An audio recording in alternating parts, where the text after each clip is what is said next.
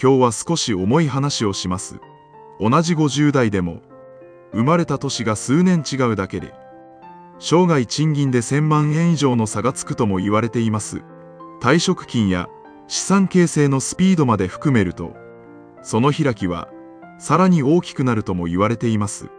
これは能力の差ではありません。自分では選べなかった時代の差です。自分の頑張りが足りなかったのではないか。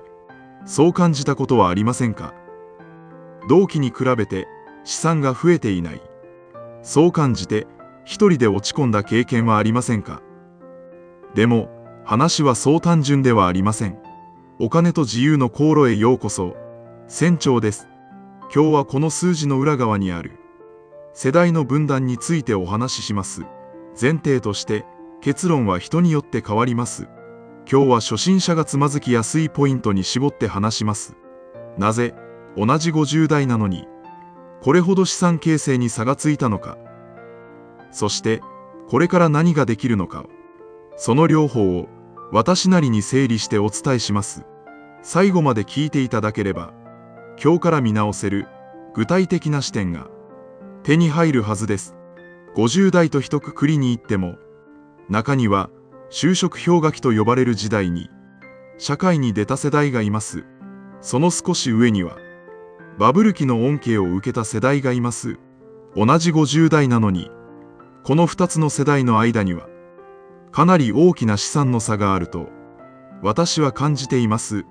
それを単なる自己責任の問題として片付けてしまっていいのでしょうか。就職氷河期世代は推計で1700万人程度いるとも言われています。決して少数派の話ではありません。多くの方がこの差を感じながら、それでも口には出さずに毎日を過ごしているのではないかと思います。そもそも就職氷河期とは、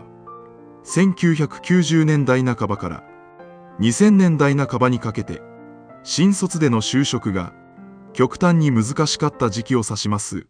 バブル後の不景気で、企業が新卒採用を大きく絞り込んだ結果、運悪くこの時期に卒業した人たちが、社会に出る最初の一歩でつまずいてしまった。そういう時代です。本人の努力ややる気とは関係なく、生まれた年によって、就職の難しさそのものが変わってしまった。これが、今も大引く格差の出発点になっています。正直に告白すると、私自身も就職氷河期と呼ばれる時代に社会に出た世代です。当時のことを振り返ると、あらゆる面でマイナスの影響が大きかったと感じます。就職一つをとっても、なかなか採用されませんでした。人の数が多いのに、採用の枠はどこも少ない。そんな状況があちこちにありました。何十社と回っても、なかなかない手が出ない。そんな話を当時は周りでよく聞きました。なんとか会社に入れたとしても、そこにも同じ世代の人が溢れていて、しかも不景気が重なっていたので、給料はほとんど上がっていきませんでした。毎年の昇給がわずか数千円という年も珍しくありませんでした。一方で少し上の世代、バブル絶頂期やその少し前に入社した人たちは、ボーナスもたくさんもらい、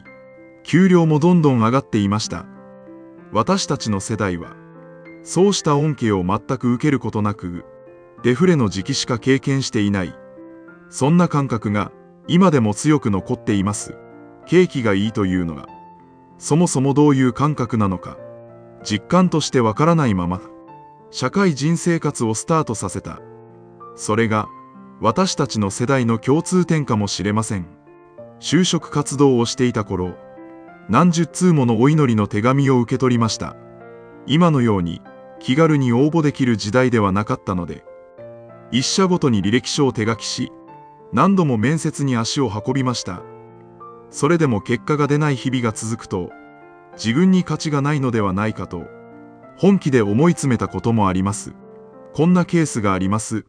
A さんは50代前半。就職氷河期のただ中で社会に出た方です。同じ職場には数年先に入社したバブル期の先輩たちがいました。同じように働いてきたはずなのに、先輩たちは若い頃から賞与の水準が高く、昇進のスピードも速かったといいます。退職金の計算の元になる基本給も、入社時点からすでに差がついていた。A さんはそう振り返っています。住宅を取得する際の頭金や、ローンを組む余力にも、その差が影響していたはずだと、A さんは振り返っています。真面目に働いてきたことに変わりはないのに、出発点からして条件が違っていた。それが A さんの実感です。それでも A さんを、出発点の差を嘆くだけで終わらせず、50代になってから、新NISAでの積み立てを始めました。遅かったと悔やむより、今からの20年をどう使うかを考えたい。そう話していたのが印象に残っています。こうした差は、そこで止まるわけではありません。基本給の差は、その後の昇給にも影響し、賞与の差は、その後の資産形成のスピードにも影響します。年を追うごとに少しずつ差が広がっていく。これが複利のようにじわじわ効いてくるのが世代間の資産格差の怖いところです。若い頃のわずかな差が50代になった今、数百万円、時には数千万円という大きな開きになって現れているのです。ここでよくある疑問にもお答えしておきます。氷河期世代でもうまくいっている人はいるのでは。そう感じる方もいるかもしれません。確かに個人の努力や運によってうまく資産を築けた人もいます。ただしそれは世代全体としての傾向を打ち消すものではありません。統計的に見て世代全体の給与水準や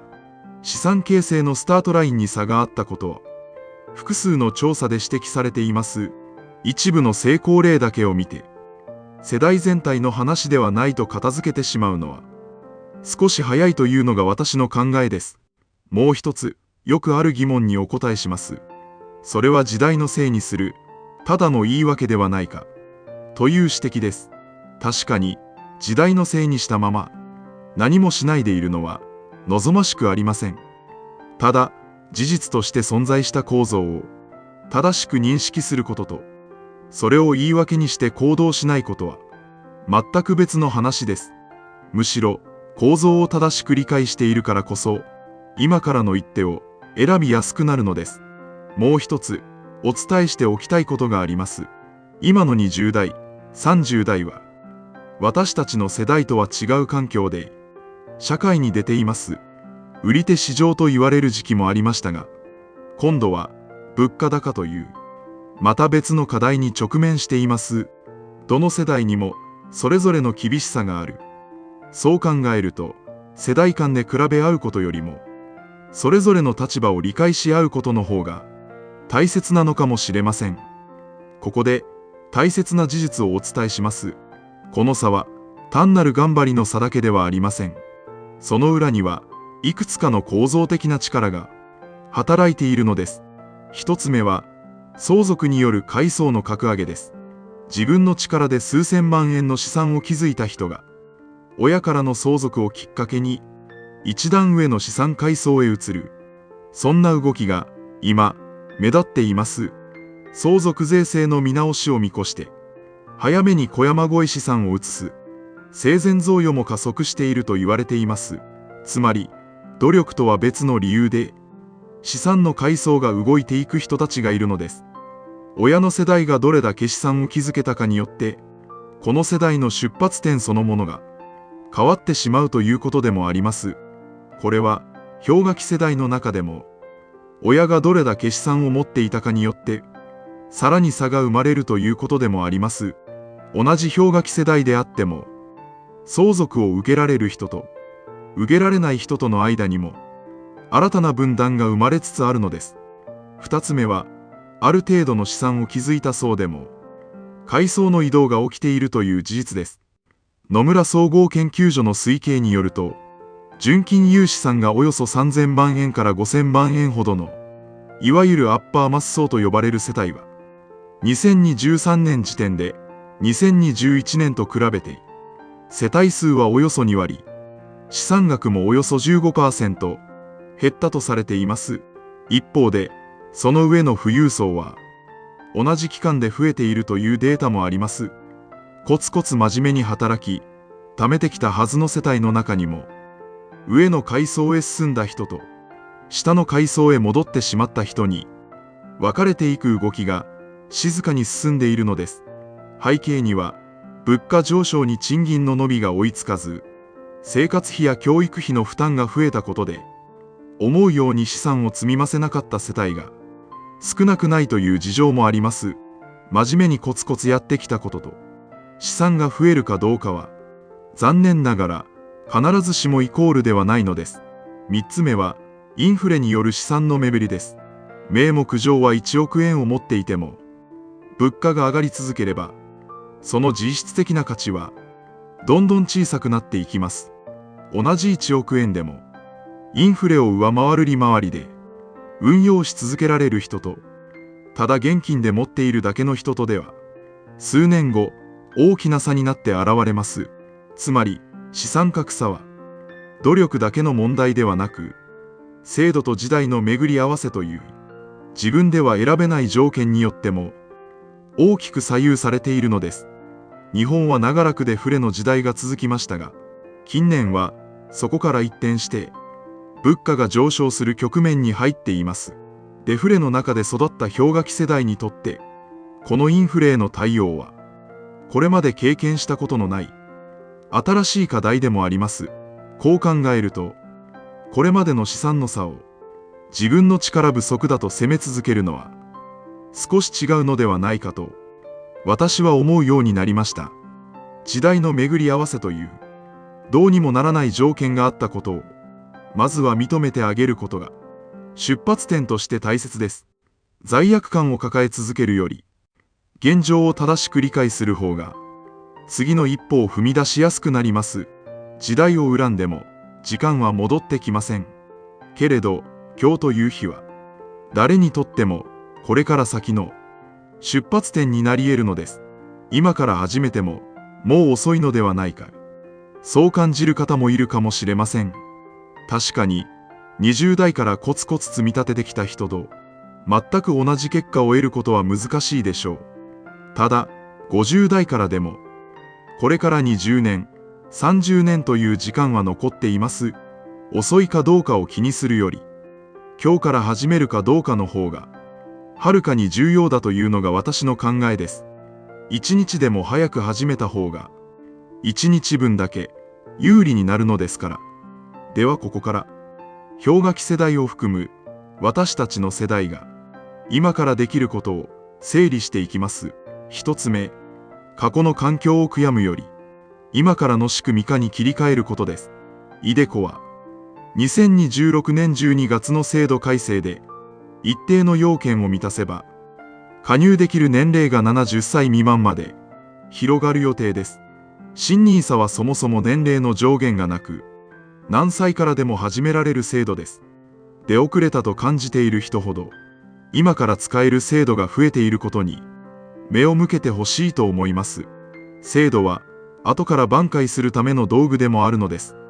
若い頃に積み立てられなかった分は、これからの期間で取り戻していけばよいのです。二つ目、相続や贈与の仕組みを正しく理解しておくことです。親の世代の資産をどう引き継ぐかは、これからの資産形成に大きく関わってきます。知らないまま放置するのではなく、早めに家族で話し合っておくことが、将来の選択肢を広げてくれます。これは、特別な資産家の家庭だけの話ではありません。ごく普通の家庭であっても、話し合いの有無で、将来の選択肢は大きく変わってきます。誰がどれだけ相続するかだけでなく、介護や実家の扱いといった話題も含めて、早めに共有しておくことが、後々のトラブルを防ぐことにもつながります。先延ばしにしがちな話題だからこそ、意識して機会を作ることが大切です。3つ目、インフレに負けない資産の持ち方を考えておくことです。現金だけで持ち続けるのではなく、新NISAなどを使って、長期、分散、積み立てで資産の一部を運用しておく。これだけでも実質的な目減りをかなり和らげることができます。歴史的に見れば、長期の積み立て投資には一定の合理性があると私は考えています。派手な結果を狙うのではなく、淡々と続けることの積み重ねがインフレへの一つの備えになります。現金を全く持たないという意味ではありません。当面の生活防衛資金は現金でしっかり確保した上で、残りの一部を無理のない範囲で運用に回していくという考え方です。守りを固めた上で少しずつ攻める。そのバランス感覚が大切です。4つ目、資産額そのものより出口の設計を大切にすることです。いくら持っているかより、何歳までどう使っていくかの方が実際の暮らしの安心感を左右します。私自身も年に 4% 程度を目安に生活費に充てていくという出口のルールをあらかじめ決めています。入り口で出遅れた分は出口の設計次第で十分に補っていけるのです。金額の代償より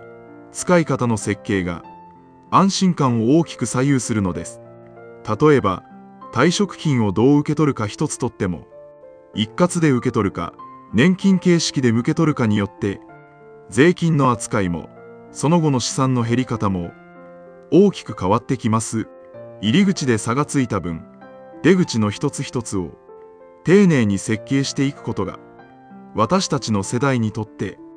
特に重要になってくると感じています。5つ目、世代間の差を比べる材料にしないことです。上の世代と比べて落ち込んだり、逆に下の世代を羨んだりするより、自分の家計の現在地を正確に把握することの方がはるかに意味があります。SNS などで他人の資産状況が見えやすくなった時代でもあります。見えすぎる情報に振り回されるより、自分と家族にとってのちょうどいい水準、見極めることの方が大切です。無料ツール、お金と自由の航路ナビでは、年金、生活費、貯蓄、退職金などをもとに、今の資産が何歳頃まで続きそうかを目安として確認できます。比べるより、まず自分の現在地を知ることから始めてみてください。6つ目、一人で抱え込まず、情報を更新し続けることです。制度は毎年のように変わっていきます。古い知識のまま判断してしまうと、使えるはずの制度を見逃してしまうこともあります。家族や信頼できる情報源と定期的に確認し合う習慣を持つことが、遠回りに見えて一番の備えになります。もう一つ大切な視点があります。それは、このチャンネルで繰り返しお伝えしている、地味な積み立てこそが実は最強の武器になるということで、相続や運といった自分では選べない要素に頼れない人ほど、新NISAで指数に連動する投資信託を淡々と積み立てるという地味なやり方が、実は一番再現性の高い方法になります。派手な一発逆転を狙うのではなく、仕組みを作ってやめずに続ける。それこそが出発点で出遅れた世代にとって、むしろ一番頼りになる武器だと私は考えています。華やかな成功談に振り回されず、自分のペースで淡々と積み上げていく。そういう趣味な戦い方の方が、結果的に遠くまで行けると私は思っています。私自身、氷河期世代として、ここまで歩んできて感じるのは、時代のせいにしたまま立ち止まるより、今、自分にできることに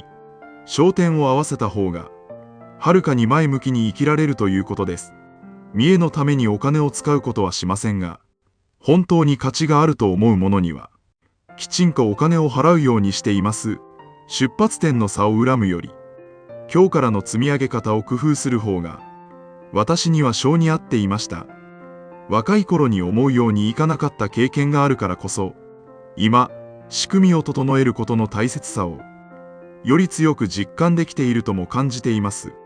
もし、自分の子供の世代に伝えられることがあるとすれば、時代がどうであれ、仕組みを持っている人の方が、最終的には強いということです。過干渉にならない範囲で、そうした考え方だけは、さりげなく伝えていきたいと思っています。お金は自由を選ぶための道具です。生まれた時代は選べませんでしたが、これからの選び方は自分の手の中にあります。時代のせいで出遅れた分、今から悔やんでも状況は変わりません。大切なのは時代のせいにしたまま立ち止まることではなく、今自分にできることに集中することです。今日お伝えした内容を最後に3つでまとめます。1つ目、資産格差は努力だけでなく、相続、アッパーマス層の階層移動、インフレという構造的な力によっても生まれています。2つ目、出遅れたと感じても、